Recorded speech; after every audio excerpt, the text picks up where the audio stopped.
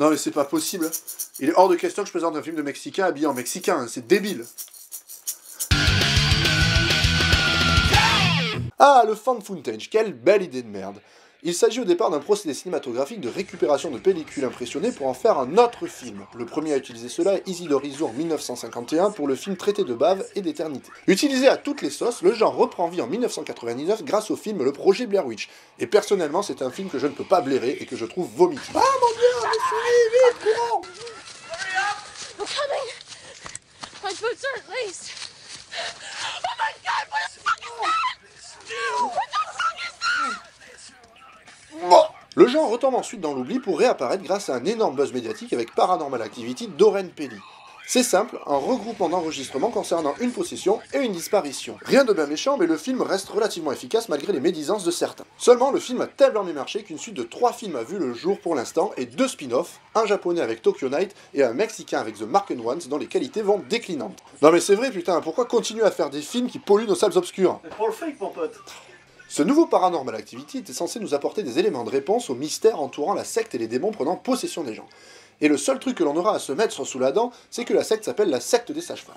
Et là, on a vraiment peur. On s'imagine de suite une horde de nanas en blouse blanche armée de forceps. Mais outre le nom ridicule et l'absence d'éclaircissement, le film est d'une connerie absolue, bourré d'incohérences et de débilité. Complètement creux, on suivra la possession progressive d'un jeune Mexicain filmé par son meilleur pote. Et le mec, il filme n'importe quoi. Quel est l'intérêt de filmer un gars en train de faire danser son chien, ou encore de dessiner une bite sur la joue de son meilleur pote? Éloigne ce feutre de mon visage! Du coup, le film est rempli de scènes vides de sens. Mais il est aussi très con. Moi aussi, quand je me fais chier, je vais dans la maison de la voisine qui vient de se faire assassiner en passant par la fenêtre non scellée par la police. Et d'ailleurs, que fait la police dans ce film? C'est bien simple, ils scellent à moitié la maison et on ne les voit plus du tout. Je m'appelle Marcel Patulacci, brigadier chef et agent de la paix avant tout. Et quand j'ai envie de baiser une nana, je vais dans cette même maison, c'est tellement glamour. Et même lorsque mon pote fait des trucs hyper chelous, je ne me pose pas de questions, ça me fait marrer. Bref, le film est basé sur des conneries qui n'ont pas de sens. Les personnages n'ont aucune épaisseur, on ne se souvient même pas des prénoms des 2 personnages principaux, hormis Marisol qui mange bien le sol et Oscar qui en prend plein la poire.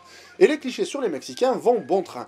Ils ne mangent que des tortillas, les grands-parents ne parlent qu'espagnol, les mecs tatoués font partie de gangs hyper dangereux, les fêtes de rue sur du dancehall sont légion, et bien entendu, ils restent entre eux dans leur communauté. Tout est fait pour exclure le spectateur, et ça c'est naze. Par contre, on rigolera quand on verra une descente de gang de 2 types armés de fusils à pompe pour friter de la sorcière. On se demande comment le type tient la caméra durant ses phases, la tenant jusqu'à sa mort. Personnellement, je ne sais pas, mais si mon meilleur ami fait des trucs dangereux ou tombe dans les vapes après avoir foutu le Bronx dans le salon, je coupe la vidéo et je vais l'aider. C'est quoi ça? Une GoPro, je l'ai eu avec l'autre caméra. Oh t'es fou, tu... Non, je m'assois pas là-dedans, mec.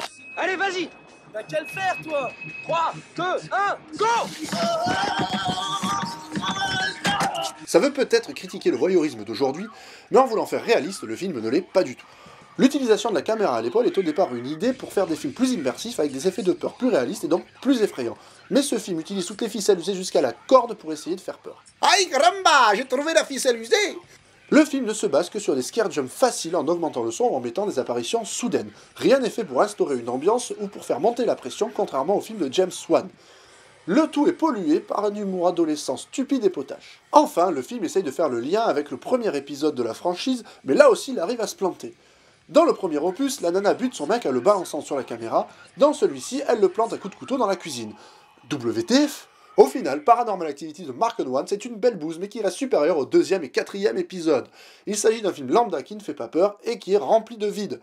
Et ce qui fait vraiment peur, c'est qu'un 5e épisode est déjà en cours de production.